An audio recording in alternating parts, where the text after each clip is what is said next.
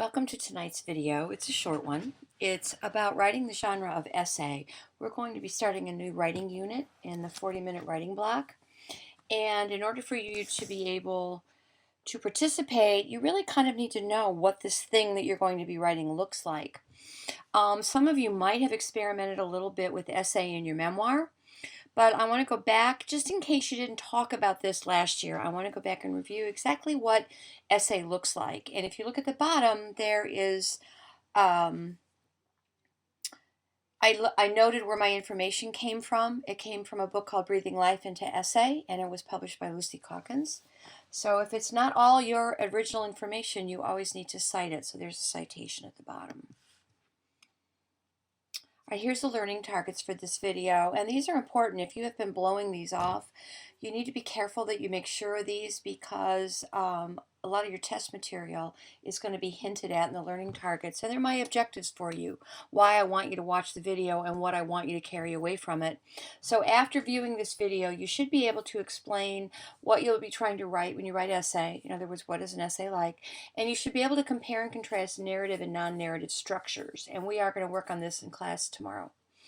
I'm going to focus on answering these questions for you, and these questions just might turn up on a test, you never know. When you're done with the video, you should be able to answer what is essay, what makes essay a particular genre. You should be able to talk about how essay is structured. You should be able to talk about the types of essay, and you should be able to talk about how narrative and non-narrative structures are different. If you can answer the questions, it's going to lead you to the understanding. That's my target for the day. I'm going to assess how well you understand the video by your WSQ, your successful creation of several essays over the course of the next few weeks, and a test over the material contained in this video. All right, there's lots of ways to define essay. The essay that we're going to be using is that essay is non-narrative writing based on a single idea or thesis that's non-fiction. Okay? Essay is completely different from narrative or the memoir that you wrote. Essay begins with something that you've noticed as a writer living in the world. I'm going to share a lot of essays with you, essays about hummingbirds and essays about snow and essays about news articles and essays about shoes. And essays begin with something that the writer notices and then what they actually think about that noticing. So it's a different kind of thinking than the narrative that happened for you in memoir. And we're going to begin looking at strategies for collecting for an essay, but I basically want you to be very clear about the definition of the essay as a genre.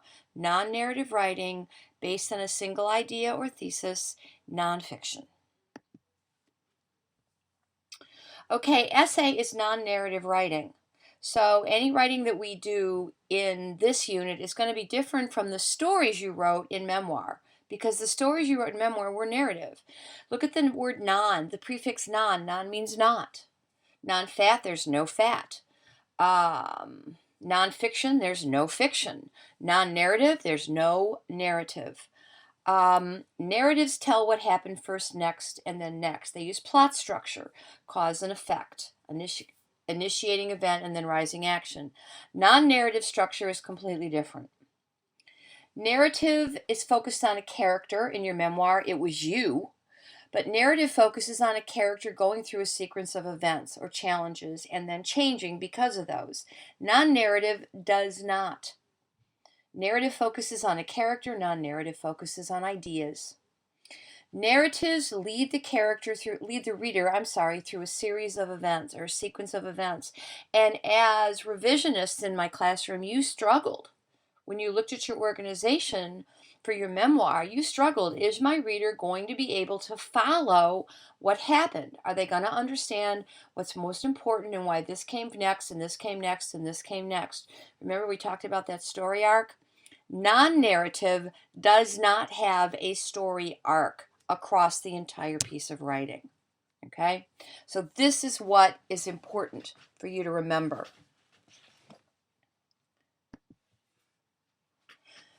Okay, so here are some characteristics of non-narrative and therefore of essay. Instead of being organized by time, this happened, this was the initiating event, this caused this to happen, this caused this to happen, like you did in narrative, non-narrative is organized by ideas. This is what I think.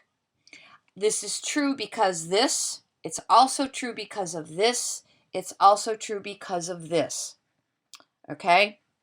So non-narrative is organized by a single idea or argument across the entire paper. Non-narrative is held together by the idea across the entire text. So everything in your essay is there either to present the idea you're going to talk about, or it's going to be details or smaller ideas that are going to support and develop and advance your argument across the entire paper. So it's very, very different than the narrative structure you're used to. And finally, non-narrative is written to give the reader time to think about an idea. Narrative, your memoir story, was written so that the reader could participate in what was happening to you, so that they could feel like it was happening to them too. Non-narrative is very different. Non-narrative is not so much a point of getting the reader to participate so much as getting the reader to think about what you've noticed and your new thinking about it. A little bit complicated. I want you to take a minute and let this digest. Okay? You're completely setting aside narrative and we're kind of focusing our lens into non-narrative. Narrative is all about reader participation. Non-narrative is about getting the reader to think about something in a new way. It's important for you to remember, as writers of essay, that it's all about author's choice. You can write about the same idea as either narrative or non-narrative. Whatever you're writing, it's helpful to have a little voice in the back of your head that says, now wait a minute, am I going to write a story or am I writing an essay? Because they're organized in such different ways, but it's also possible to do the same thing.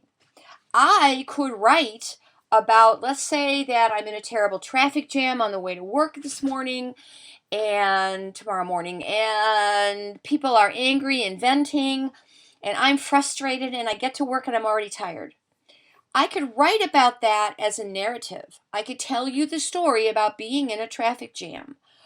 Or I could present you with the idea of this traffic jam and get you to think about road rage. Or get you to think about the problem with the roads in Hampton Roads. Or get you to think about safe driving. Or get you to think about the issue of using your cell phone in the car. Two completely different approaches to the same idea. The choice that we make, narrative or non-narrative, is determined by the author's purpose for the writing. If I want to entertain, if I want to get you involved, I write it as narrative. If I want to inform or to persuade, I write essay. And the last thing to remember, and we're going to spend some time with this in the next few days, is that writers of essay work in their writer's notebooks differently than writers of narrative or memoir. We collect for different purposes in different ways. This was a pretty short video, but there was a lot of information in it. Remember to be an active viewer. I'm going to switch how you take notes for the videos to a Cornell kind of organization. You should have received a blank model in class today, and I want tonight's notes organized according to that model. Cornell notes are divided, the top half of the page is divided into a skinny left-hand column and a fat right-hand column, and at the very bottom of the page there's one box all the way across. The fat right-hand column are for your notes, The skinny left-hand column are for the main ideas in your notes, and the bottom box is for your summary. I will be checking this. This video is short but has a lot of information. Again, active viewing. No TV going on in the background, no text messaging on your phone or checking out your Facebook page. Pay attention. Take good notes. And again, don't copy the slides. This isn't effective. And don't just make a list of the information as you hear it. This is what I saw before the break. Just list upon list upon list. I wouldn't go back to that. Too much text.